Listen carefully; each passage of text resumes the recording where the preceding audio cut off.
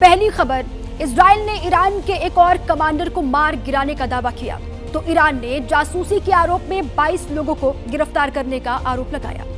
दूसरी खबर, राजा रघुवंशी हत्याकांड में नया मोड़ सामने आया है। आरोपी राज ने राजा के लिए कफन मंगवाया था। तीसरी खबर, सामान के बिना पटना पहुंची एयर इंडिया की 2 फ्लाइट, विवाद बढ़ने के बाद एयर इंडिया की सफाई भी सामने आ गई है। और आज की चौथी बड़ी खबर, बिहार एनडीए में सीएम उम्मीदवार को लेकर दिए अमित शाह के बयान पर सियासी संग्राम। जेडीयू ने सवाल उठाए तो आरजेडी ने बीजेपी को इस पर घेरा है। इजराइल और ईरान के बीच बारूदी जंग लगातार जारी है। 13 जून से शुरू हुआ संघर्ष लगातार घातक होता हुआ दिखाई दे रहा है। ईरान और इजराइल पर मिसाइल अटैक एक दूसरे पर वो लगातार कर रहे हैं, तो वहीं इजराइल भी पलटवार कर रहा है ईरान पर। अब इजराइल के हमले को लेकर एक ईरानी अधिकारी का बयान सामने आया है।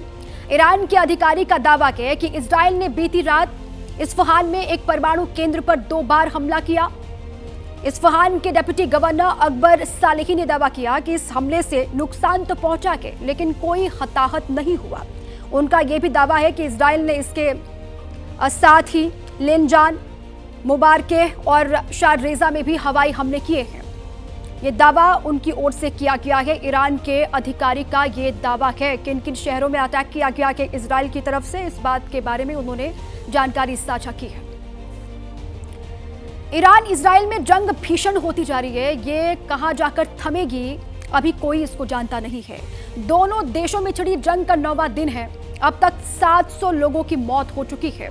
लगातार दोनों ही देश एक दूसरे पर हमले कर रहे हैं, बैलिस्टिक मिसाइल दागे जा रहे हैं और ये भीषण जो जंग है वो आगे जाकर के और भी खतरनाक होगा। ये कहा जा रहा है ये जंग कहां जाकर के थमेगी, रुकेगी, इसको कोई नहीं जानता। और दोनों ही देशों में छिड़ी जंग का आज 9वां दिन है और अब तक ये आप जान लीजिए कि 700 लोगों की मौत इस जंग में हो चुकी है। आज 9वां दिन। इजराइल के भी अलग अलग इलाके और ईरान के भी अलग अलग शहर हैं जहां पर अटैक हुए हैं। ईरान भी इजराइल पर लगातार मिसाइलें दाग रहा है, तो दूसरी ओर इजराइल भी ईरान के सैन्य ठिकानों को निशाना बना रहा है। इजराइल की एयर स्ट्राइक में ईरान के एक और कमांडर की मौत की खबर है। आईडीएफ के फाइटर जेट ने बीती रात ईरान पर हमला बोला, जिसमें ईरान के वेपन ट्रांसफर यूनिट के कमांडर बेहनाम शाहरियारी की मौत हो गई। इससे पहले इजराइल ने ईरानी ड्रोन ब्रिगेड के कमांडर को भी मार गिराया था। एक बार फिर से आईडीएफ की ओर से यह दावा किया गया कि वेपन ट्रांसफर यूनिट का जो कमांडर है ईरान का, उसको ढेर कर दिया गया है।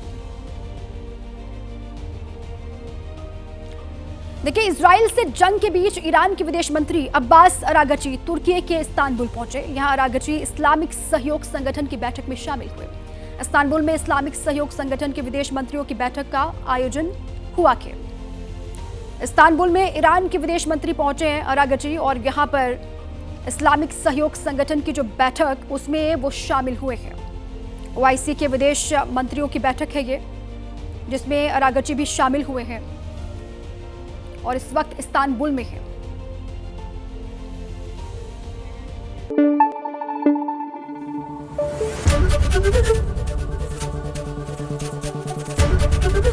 एबीपी न्यूज आपको रखे आगे।